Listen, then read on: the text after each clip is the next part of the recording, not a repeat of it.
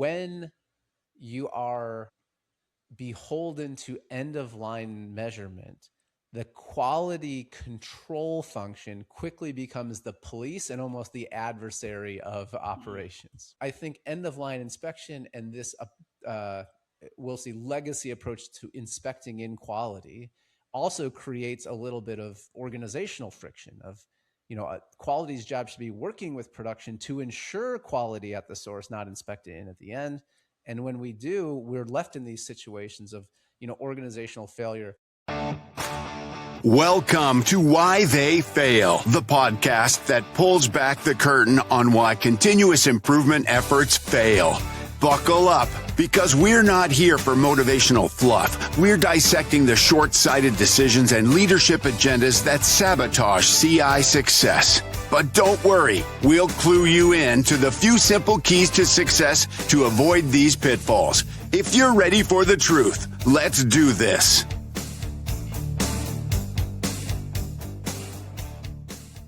Welcome back to Why They Fail, the podcast where we dive deep into the real reasons continuous improvement initiatives crash and burn, and how top operational leaders build systems that actually last.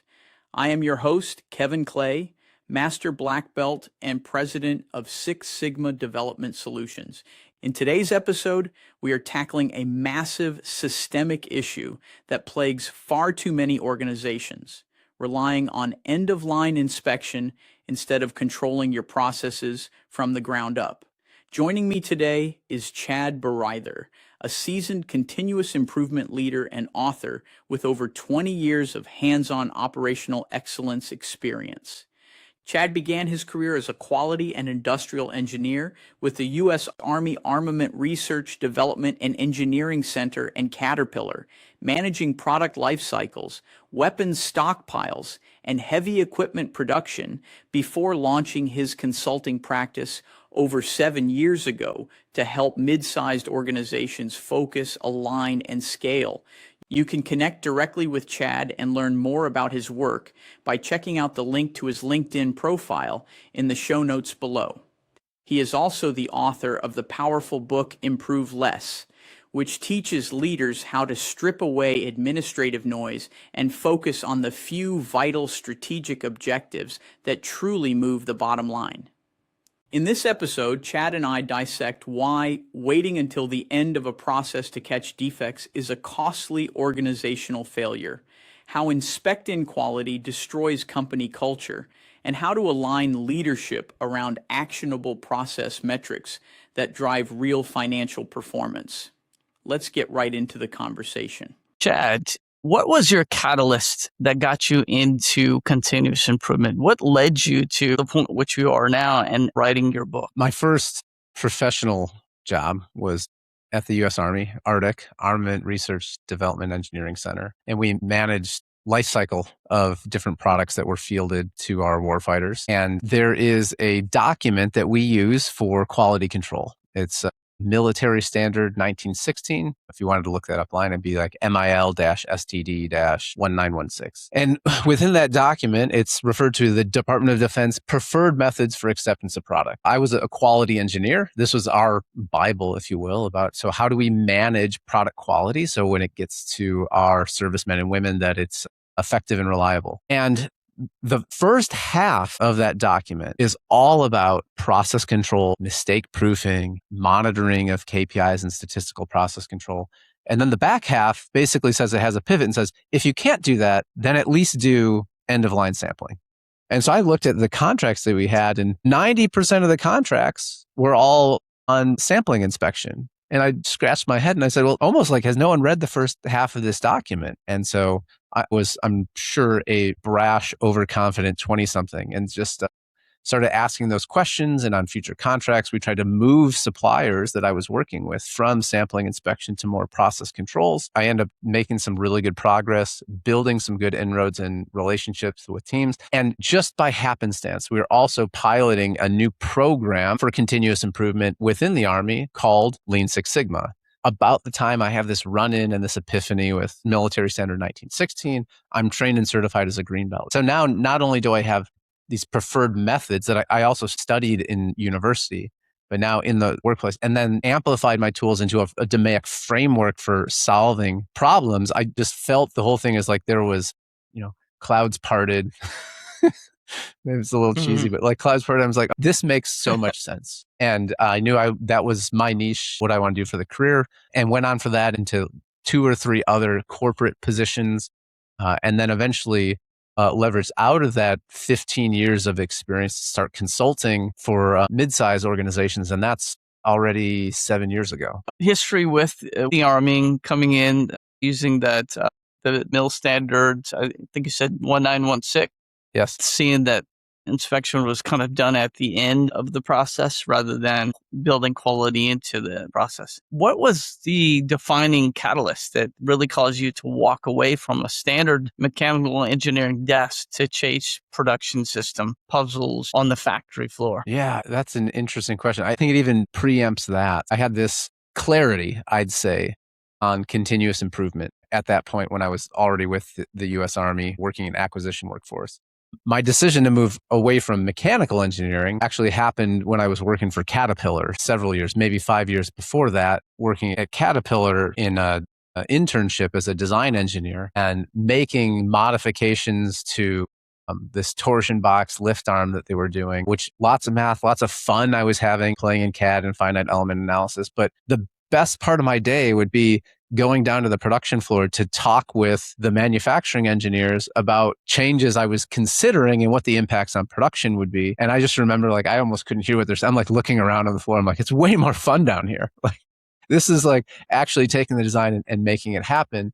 Because I had a professor at Michigan Tech, his name was Craig Fredrickson, and he taught a design for manufacturability class that I took. And I still remember this quote he said, is like, the best design in the world isn't worth anything if you haven't thought about how you're going to produce it. And so then it's like, should have had a V8 moment. I'm just thinking about how I'm going to produce the design, the actual industrial engineering, which I didn't even know was a thing up until then. So the manufacturing of the industrial engineering became more of like, no, that's the direction I want to go. So I had a fork in the road and I took this different road that I thought I was going to be on. And then I had that point of clarity, I'd say, for continuous improvement while working in the role as a quality or an industrial engineer. It always baffles me why mechanical engineers in general, are usually so separated from the floor, usually in a department, in a room that's separated from the manufacturing floor. I, as an engineer, really learned that let's get out. And as we're designing, as we're developing, as we're researching, we do it from the floor. We don't do it from a room, and we don't walk out. And that really changed the way I looked at the processes, because I could see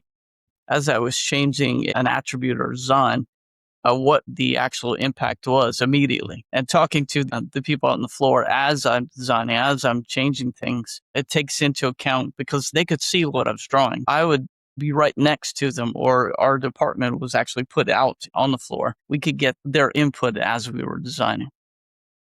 Yeah, So I that's love awesome. that thought. And I don't claim to be an expert on agile. And although originated in software design, like more of an agile product development approach would have those faster feedback loops, which at the heart of it is where lean management is looking at. It's like, how do we get faster feedback loops to find the problems and design them out? Rather than traditional waterfall development, you'd do an entire mechanical design, you'd get it to the floor, and then find out there were issues with it. And we'll feed that back into the next iteration of the design. If you can shorten that feedback loop, the quality improves, because we're talking a little bit about on the end of this is like, well, how do you find quality issues in operations and try to fix that? A lot of those are inherent to the design and the processes that it was designed for. The more we can have those shorter feedback loops into the product design so that we're considering operations, I think is important. But hey, I've been an ops guy for 20 years, so maybe I'm just a little biased. Yeah, understand. How did managing a weapons stockpile lifecycle for the Army teach you that inspecting quality at the end of the line really is a massive organizational failure? I think a lot of lessons that we learn in life are best through either our failings or through direct experiences, rather than say, you can say the theory tells you shouldn't do this, but it brings to mind immediately one production facility that I was working with on a contract. When we say life cycle, we are a nation that has a national defense system in place. We have military reserves for training and the threat of wartime so that we're already mobilized. We need to manage that. When weapons are in stockpile, they're often assigned a grade. Sometimes things are ready for issue. Sometimes it's training use only. Sometimes it's slotted for disposal. There's various grades. We don't have time for all that. But depending upon the performance at production, it may immediately be downgraded. If it has poor performance, we may pay less for it and put it into training use only. And this happened a number of times at one particular supplier that was it was a government facility, but they were manufacturing M18 colored smoke grenades. Anyone who's military background listening to this would know these signaling devices, right? You have red, yellow, green, and violet colored smoke grenades. And then the white is a different nomenclature for some reason, M83, but made it the same facility. And there were performance characteristics that it had to meet. And that performance testing and some of the attribute testing, when I first got involved with them, was all done end of production batch. So if you can imagine this in your head, we're producing hundreds, thousands of units in a particular color before a changeover. We can get into later about rapid exchange, single minute exchange of dies and rapid changeovers. But one color, long production runs, and then at the end of the run, then we would do testing. And inherently, if there's a failure, now we get into negotiations about what grade it can be accepted at or can it be rejected. So there's two problems with this, right? From the supplier side, it's a huge risk because if we choose to reject it, that's financial implications. If we choose to accept it at a lower grade, there's financial implications and lost production time. From the consumer side, there's a risk here as well. If we reject it, like I needed that product, and now I don't have it. I saw real times where you'd see supply status pivot, and then you're left explaining to a colonel somewhere why we're in the yellow on supply. And a lot of it was driven by the fact of large batch production, end of line sampling. I think some of your listeners can resonate with this by processes they've seen. There's a lot of processes out there that inherent by nature are large batch production. And then we sample at the end. And if it's rejected for whatever reason, then we're doing things like sorts or reworks. And that's just more resource consumption for zero value added. I see this everywhere. So we make things in large batches. And this could be a service, transactional, it could be a sales process, but they wait till the end to see whether it's good or bad. So most inspection steps are at the end. And we lose all that opportunity because the mistake could be made at step one, but it goes through 6 other steps before it gets caught at the end. I know that lean really kind of promotes things like go, no go. Is it good or bad? And pokeyoke and stuff like that. I tend to have the arguments with the lean practitioners about, I don't want to know if it's go, no go. I want to understand the capability of it to meet the requirements that it's designed to meet. Going deeper into the inputs, not the bad output, even if it's a bad output on the first step, the second step. Because even if you're doing in-process inspection in each step, you're still doing it at the end of the step. Whereas if you were a company that really believed in data and would understand what are the key inputs into those steps, that we can then track and trend how those inputs are creating that output, all of a sudden we could bring down the variation and not create a bad step. So therefore, there is no need for inspection even in the steps. That's an argument I've always had with specifically lean practitioners. We don't need this kind of data analysis, the data analysis paralysis. But you get down to that level of understanding of what you're making and understanding the trends that lead to the bad things. It's a significant transformation. I've seen companies take it from in-process inspection to understanding intricately their inputs that create the output so that defect hardly ever happens. I agree with you that I see a lot of organizations going towards more status, go, no go, red, green. Right. I believe some of that is more to do with the practitioners than I'd say like lean in general. And lean is such an obtuse term now. It depends on kind of who you ask what it means. Taiichi Ohne was an industrial engineer. Like he believed in process behavior. And the Toyota organization in Japan was trained by Deming, and Deming would believe in process behavior. I think it's more of a maturity situation. I agree with you. I think the observation that many plants that would ascribe to say we're doing lean manufacturing are on more like attribute style, go, no go, pass rates, red and greens. But I think the aspiration is to eventually understand the process deeper. As we mentioned, faster and faster feedback loops. If I can understand I'm going out of tolerance before I'm out of tolerance, that is admirable.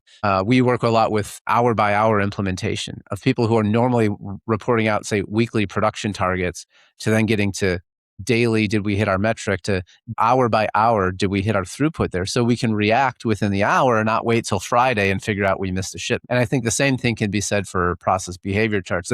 There's one other thing that I think is important to bring up here is not so much the technical element, but the cultural element. When you are beholden to end of line measurement, the quality control function quickly becomes the police and almost the adversary of operations. Of now, quality won't let us ship it. Quality put it on hold versus we built a bad product. It's out of spec. We can't argue about that.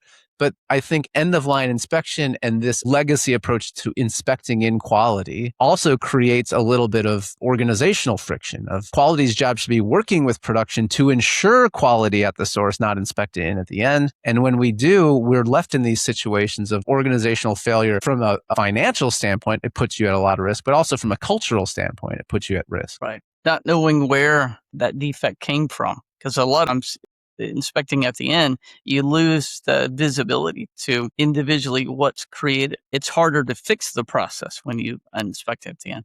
That's an excellent insight. Why is it so incredibly easy for corporate leaders to make the plumber mistake? And this comes from my book, Why They Fail. Trying to fix 50 things simultaneously instead of really using that Pareto concept to get down to where's the 20%, the 80% of our problem and focusing on that or on the main constraint. Yeah. Well, I have a lot of thoughts around here. So I'll kind of start with a little bit of a provocative answer is that sometimes leaders don't know. So they're hedging their bets. If I don't have certainty on what I should be focusing on, I'll focus on a bunch of things and something will work. Now, I don't think a lot of leaders will admit that. But if I knew specifically, because I spent the time to analyze, to go see the process, to understand the work, and I knew what I needed to fix, I would just focus on that. I think the first thing is we might not know exactly what we need to do.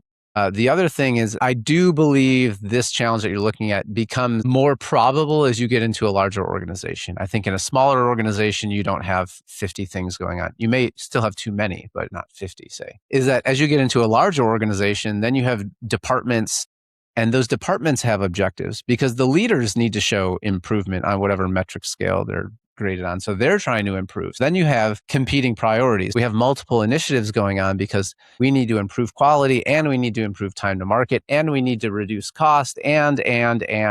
So those functional leaders are misaligned. When there's not an alignment and I'm looking out more for my department rather than the company. And that's not fair to say. I want to clarify that comment and that I'm not saying they're intentionally downplaying the enterprise priority. They're looking at it through their lens. So the lens that I have looking at the company quality is the most important thing. The lens I'm looking through time to market is the most important thing, et cetera, et cetera. And you end up with multiple things to fix simultaneously and oftentimes competing. Then the question is, well, who is supposed to filter through all of that and decide what do we work on first? Because change is layered in on top of our daily work. And I think that's the other challenge here. Is that the other challenge is I think they underestimate how much resource it's going to take to make that change. So like organizational change management, not just the process change itself, but the work up front to prepare the staff for the change, the work after all the project's been done. On the back end, for the coaching, the follow-up, the process confirmation is largely just left out of the picture. And they feel like, well, we have capacity to do more. There's a statistic that's cited quite often. It's cited incorrectly, but there was a McKinsey report that looked at, it says like 2/3, so it's like 67% of change initiatives fail. They truncate the quote there and they say the actual quote is fail to achieve desired objectives. So it's not, it was a wild success or a flaming dumpster fire. There's a continuum, but that could be if I was looking to improve quality from 80% to 90%, 88 would still fail to achieve my objective. But was the project a failure? But you look at that and say, well, why? And you dig into that. And the biggest reasons that are driving behind that is lack of resource and lack of leadership alignment. Then we kind of circle back to the beginning. We're starting a lot of things because we don't know exactly what's the most important thing. And we haven't spent the time to understand how much work it is to actually implement that change. I agree completely. The leadership alignment, well, I get calls on a weekly basis from different companies and they call us and they want to have 20 green belts trained or come in to their company and train some people, or they want to send one of their people from the floor to be a green belt and come back and save the world. We all like the easy button. I find that most of the companies that I engage, they don't have a plan. They don't have an infrastructure. They just hear something, they see the shiny thing and they want it, and then they bring it in and they misuse it. I've always said that continuous improvement, there's one metric that will help you to understand the success of continuous improvement, and that is the alignment of the leadership. If the leadership understands exactly what their role is, and part of that is a business 101 concept, KPIs. I go into a lot of companies, and my colleagues go in a lot of companies. One of the first things we ask is, what are your key performance indicators? What are your targets of success? And we usually engage people from the floor when asking that question. And we usually get a blank stare. Say, well, talk to my supervisor or manager. And that always baffles me. Why don't we know at the ground floor? Why don't we understand what those KPIs are? I see a lot of companies go into this backwards. They go in, they want to improve a process, but they don't really understand the baseline of that process. They don't understand how all of their processes work in a system. They just firefight. So when a fire pops up, I then attack it. Then I have practitioners, green belts, lean, whatever. But I don't have a plan. I don't have Project Hopper that has prioritized projects based on how they affect the KPIs. We are a culture of firefighting, not being proactive. That's why I see that we make that plumber mistake. We want to fix everything instead of using a data tool like Pareto chart to understand what is it that we value. And then where's the 20% of the problems within that 100% of issues that we value the most? Then let's prioritize those and take those on and understand what the end result is going to be, instead of, crap, a fire just happened, I need to get a hose and put it out. Some companies listen to me giving them the same script every time, and they kind of got a block. Because at the end they go, well, yeah, all that sounds cool. I just want green belts. I can't help but anecdote behind that. When you say we don't know our baseline, we don't know our KPIs, was working with a client, and the scope of the project that they wanted to bring us in for was technical transfer. So out of product development, research and development into operations. It says, it's too slow. We need to speed up tech transfer. I just said, okay, how long does it take today? Too long. Too long isn't a number. So it's like, funny. if you don't know how long it takes, how will you know when I've improved it, right? Because then I ask you again in 8 months, and then you say, now it's better. It's very difficult to improve something if you don't know where you're at today. In the same way, it'd be very difficult to get to Chicago if you don't know what city you're starting in. Right. Yes, that's a great anecdote. When client reaches out after reading your book, Improve Less, and I've read it's a great book, what is the very first step you take to strip away their administrative noise and really isolate those critical KPIs? The 5-step approach that we take every engagement through is referred to as the focus and align framework. And to be honest, we are normally starting with alignment, which creates that focus. If we can agree on a fewer things, then collectively we have focus. To get that team to align is getting the leaders in a room cross-functionally and identifying where we have common ground. The tool we use is a SWOT analysis, but focus specifically on what we're trying to accomplish. So if we take mission and vision and turn it into something that's not just a corporate slogan that's painted on the walls, of saying directionally, if that's where we're going, what are we trying to achieve that we cannot achieve today?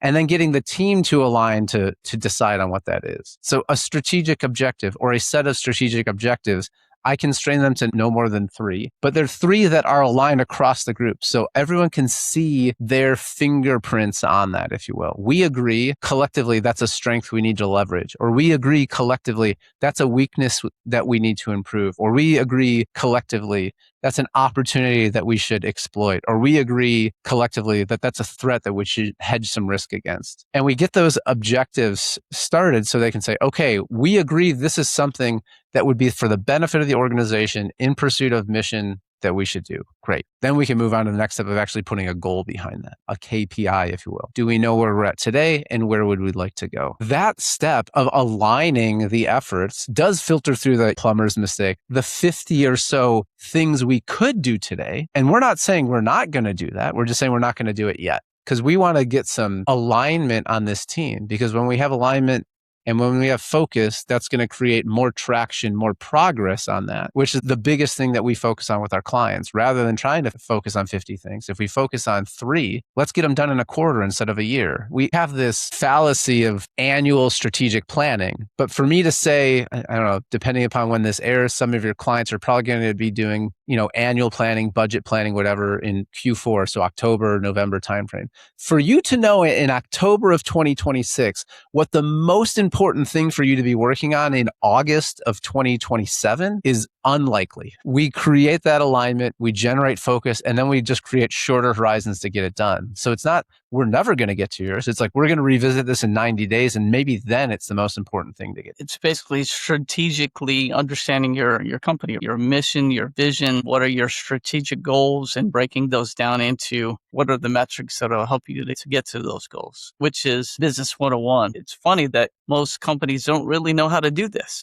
Companies that make billions of dollars don't know how to do this. We put management in different levels that have experience, and we let that experience drive us forward. And a lot of times that's detrimental. Think of companies like Kmart. If anybody remembers Kmart, they were world power at one time. And now they're not here because that's the way that they manage. So we will put a link to Improve Less in the show notes, but everybody can have access to buy that. Chad, how do you handle a skeptical CFO who claims a recent continuous improvement wave failed to increase production velocity or show up in data? Yeah, I'm smiling because I'm thinking of one in particular. This is something that we manage early on in the engagement. I'm not in the business of selling monopoly money where we say, well, we save 15 seconds on this process and that process is done X many times a year, so it's worth this much money. I recognize at a certain point, it does need to drop to the bottom line. We have those conversations up front about where we'll see things move, where we should be focusing. It's important that the team making the improvements isn't focused just on the financials. There's 2 very important reasons why I believe that. The first is that it's a very lagging indicator. If I improve my production process and I improve quality yield, to see that on the financials is going to take a long time to realize the result because we're running like, say, month-end close. I might not see it for 20 to 30 days of it was successful, but I could see within an hour on a day-by-hour chart or within a shift in a daily management meeting if my quality has improved. What we do is we link the process metrics to the financials and say, if we hit these process targets, this is what we expect to see in the financials. That's where we align with the finance team. Because I want the team focused on the leading indicators because of the process, because the finances are going to take a while. And the second thing is they actually have control over that. If for some reason within a business unit, we had a focused event on one line and we improved quality yield and there was a financial benefit, but we had a recall on the line over and we roll it up and the finance manager says, we don't see any financial improvement. That team did exactly what they were supposed to. It was a success. When you roll up these financial reports, sometimes it gets lost in the noise. The law of averages just kind of flattens everything out. Let's say you have a normal performance of your month-end close that you're looking at average over the last 3 years, but there's some variation. Depending upon that, you have to move that curve pretty substantially to believe it's a signal and not just a blip. It's not just noise. That's why we try to tie the team into team should keep focusing on the process. You focus on the process, you can see the results move on a faster basis, faster feedback loops. But on the back end, we absolutely need to connect it to the financial performance that we're seeing with our CFO or what have you. But they need to also understand, the finance team, that it is about finances. It's also about process improvement, so the process KPIs, and it's about personnel development. If we do a Kaizen event and we get to the end and everyone is thrilled about it, but you have the CFO in the corner crossing his arms saying, I don't see the money. You're not being very supportive of the team's culture of continuous improvement. I'm not saying we should have blind faith. Yeah, show me the money. It's got to be there. But that's a conversation that we should have up front on where we expect to see it. So if we expect to see it in labor variance, or we expect to see it in material consumption variance, or we expect to see it in purchase price variance, or wherever we're seeing, let's be clear with the financial team where we're seeing it. So we don't just look at some rolled up cumulative financial report and be like, we're no different than last month, because a price change by a vendor could have overwashed the quality improvement that you got on the production line. Yes. In a correlation, I see that understanding the strategy of the business through mission to vision, strategic goals, KPIs, But most companies stop their KPIs at the organizational level. It doesn't really fold down to the operators level. They don't really understand how they, in particular, affect our profit because there is not a link, an alignment like you were talking about. My belief is that operational goals should be cascaded all the way down to almost everybody. Everybody has an understanding of how they affect the process. So things like changes in your OE should be directly tied to what kind of financial gains it gets. If you have a good prioritized project and we understand what the baseline is of that and the goal of that project is, and we know what the numerical delta is, then we should be able to apply that to a financial metric to understand that every increment that we get from the baseline to the goal is going to have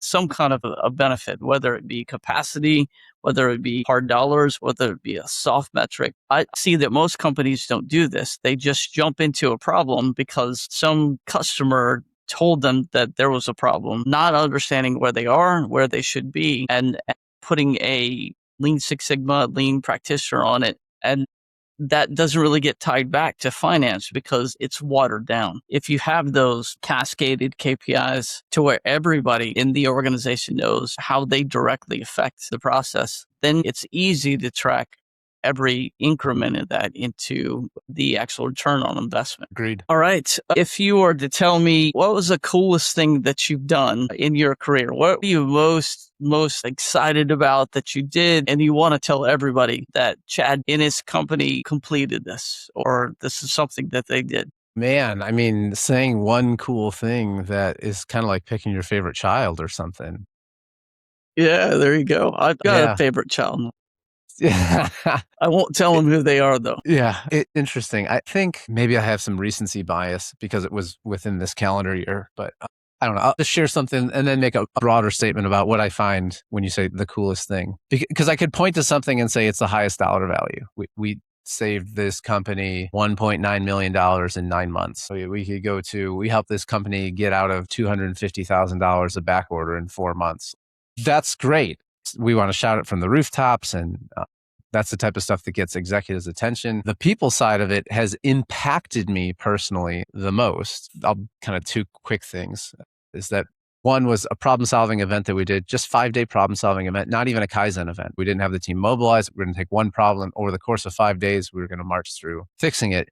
Young operational leader, his first position of supervision, a go-getter, definitely the type of person just going to roll up their sleeves and get in there with the team. But through 5 days of problem solving, not only did we solve what ended up being $500,000 problem in 5 days, but the more important part was him saying, "You've helped me think about leadership differently." Because I didn't come in as the expert to solve the problem. I also told him, I don't want you doing it. We're going to coach your team. I'm going to walk you through the process.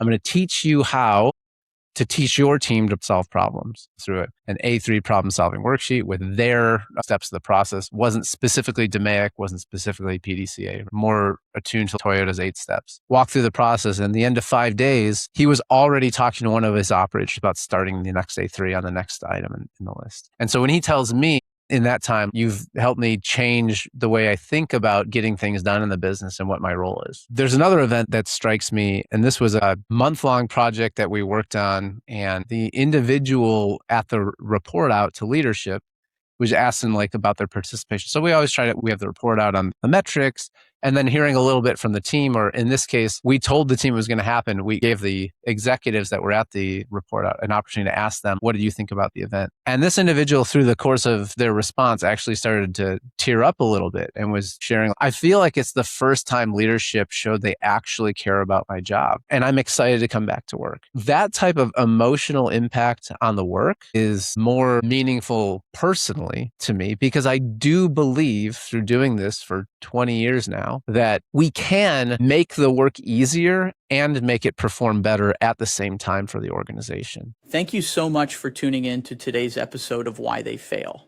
What a powerful conversation with Chad Bareither on shifting our mindset from reactive policing to proactive quality at the source. To recap our major takeaways from today, first, end-of-line inspection and batch sampling create enormous financial and operational risk while turning your quality department into an adversary rather than a partner. Second, true quality requires closing the feedback loops early in product design and mastering the key inputs of your processes before defects can ever occur. Third, continuous improvement efforts fail when leadership makes the plumber mistake of trying to fix 50 things at once instead of aligning around no more than 3 core strategic KPIs. Finally, to see real bottom line gains, leaders must connect real-time leading process metrics directly to financial outcomes, so teams stay focused on what they can actually control every single hour. If you want to dive even deeper into building an infrastructure that prevents these costly mistakes, make sure to grab a free PDF copy of my book, Why They Fail, and The Simple Key to Success, using the link provided in the show notes below. Subscribe to our YouTube channel. It is a completely free way to support what we do and ensure you never miss a video release. Make sure you are also following the podcast on both Spotify and Apple Podcasts so you get every single new episode delivered instantly to your device. If you enjoyed this conversation and got value out of today's insights, please leave us a 5-star review. It helps other operational leaders find the show and join our community of continuous improvement practitioners.